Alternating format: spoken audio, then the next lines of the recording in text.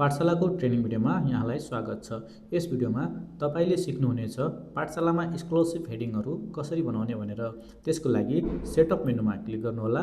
Academic setting भित्र रहेको exclusive मेनुमा click गर्नुहोला।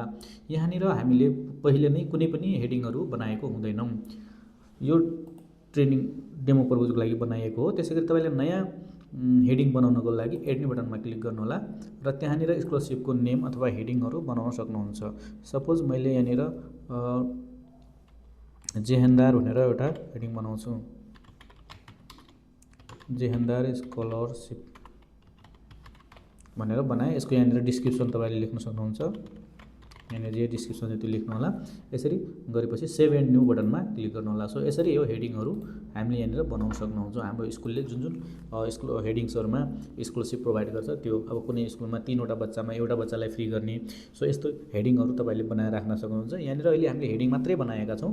यो पछि गएर हामीले जब विद्यार्थीको प्रोफाइल बनाउँछौं अथवा विद्यार्थीको इन्ट्री गर्छौं त्यतिखेर कुन विद्यार्थीले कति एक्सक्लुसिभ पाएको छ र कुन हेडिङमा एक्सक्लुसिभ पाएको छ हामी त्यहाँ सेटिङ गर्नेछौं। त्यसको लागि हामी त्यो अलगै छुट्टै भिडियोमा हेर्नेछौं। यहाँनिर हामीले सिक्नुपर्ने भनेको खाली हेडिङ मात्र बनाउनु पर्ने र कुनै पनि हेडिङलाई सच्याउनु पर्यो भने त्यो हेडिङलाई सिलेक्ट गरेर एडिट बटनमा क्लिक गर्नु होला।